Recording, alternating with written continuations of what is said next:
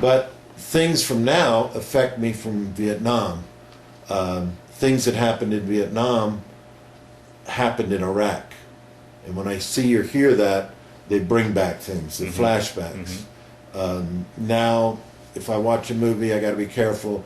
I can smell blood. I was watching a TV movie about doctors, and this one doctor had this flashback, and he did something, and I had done that.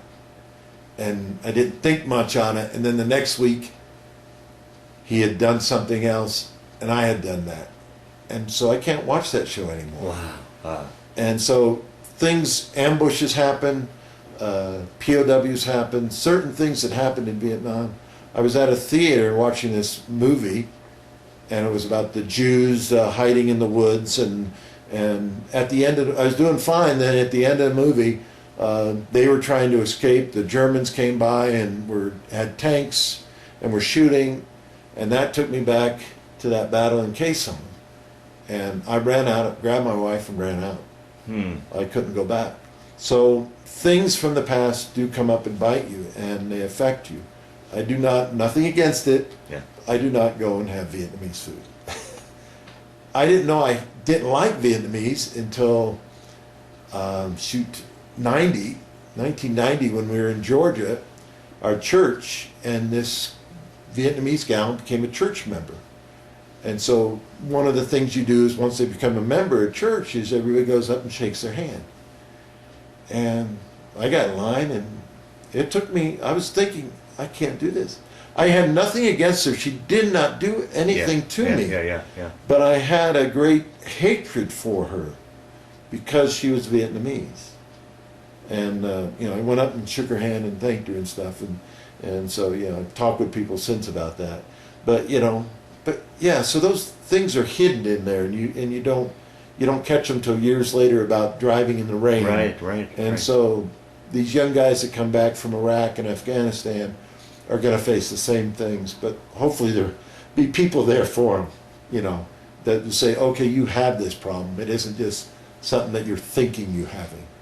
So so I have to watch what I watch and what happens, and it triggers, and I hate it, but the doc says it's always there. It's like one doc said, it's like an airplane flying overhead. Every once in a while it lands and then it takes off, and so every once in a while it lands and I smell the blood and then it takes off. Wow. And so everybody has a different thing to react. Helicopters, smell of diesel from a helicopter sets me off, and so guys might have different things to set them off. Sandstorm, if they go out to the desert and the sand blows, we had sandstorms out there, and they immediately they'd go back to that, Korean vets have cold, they hate cold, so we just had jungle. My boy asked me, he says, of the two wars, which one did you like the best, or that you would rather be in? Yeah, right. And I thought, well, they're both people attacking you, they're both hidden, they're both restricted. I says, well, I guess Vietnam because it was green.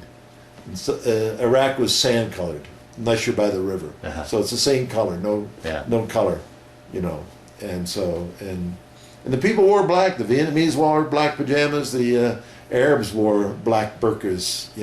You'd see the little eyes. And so, there was a lot of similarity. Really? Wow. That and so you're going, okay, this does kick in there, but all of us have different times that sets us off. Well, particularly in Vietnam, it must have been tough for you. I mean, unlike World War II, where there was an actual front line, it seemed like in Vietnam, you didn't know who your enemy was. I mean, it could have been, anybody. Everybody was an enemy. And the thing about World War II, and even now in Iraq and Afghanistan, is people go over as a unit. This battalion goes over, like we did in Iraq, went over as a battalion, came back as a battalion. In Vietnam, you just filled in spots. The battalion stayed there, but everybody would fill in who was either wounded or transferred or whatever. And so you didn't have a group of tightness when you went to over there.